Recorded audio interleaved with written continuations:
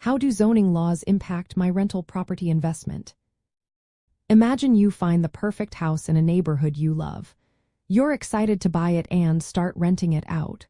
But before you jump in, there's something important to check: zoning laws. These local rules decide what you can and cannot do with your property. They are like the city's way of organizing land use to keep everything running smoothly. Zoning laws split areas into different zones, such as residential, commercial, industrial, and mixed use. Each zone has specific rules about what kind of buildings can be there, how tall they can be, and how close they can be to the property line.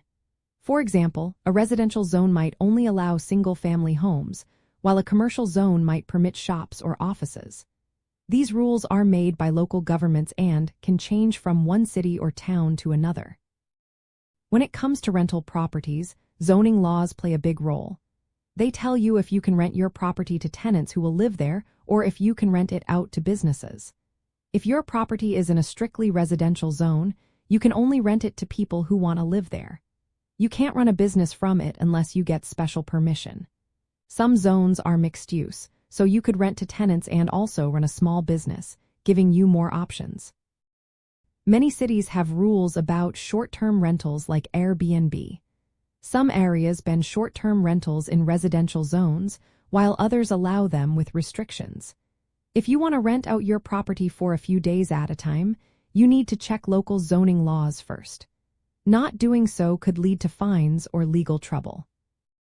Long-term rentals are usually allowed in residential zones, but there might be rules about how many unrelated tenants can live in one home or whether you can run a business from the property.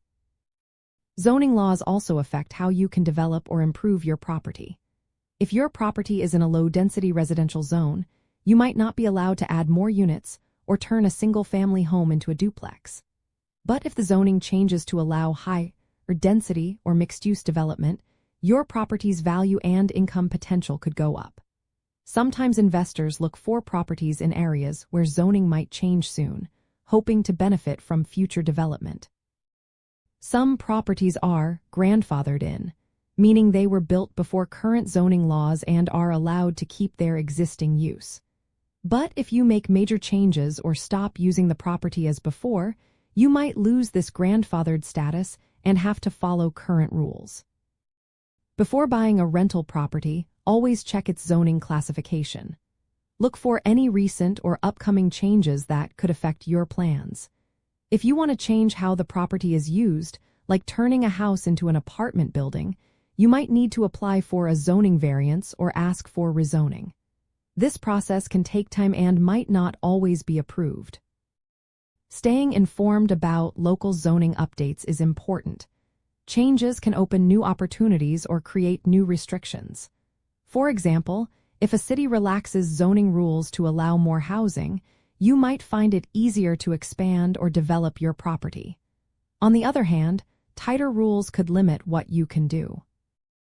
Zoning laws also impact how you manage your rental. You need to make sure your lease agreements follow local rules.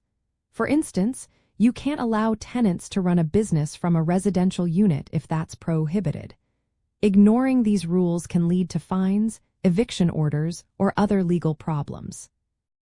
In the end, understanding zoning laws helps you make smarter decisions about your rental investments. They shape what you can do with your property, who you can rent to, and how you can grow your investment. Always do your homework before buying and keep an eye on local regulations to stay compliant and seize new opportunities.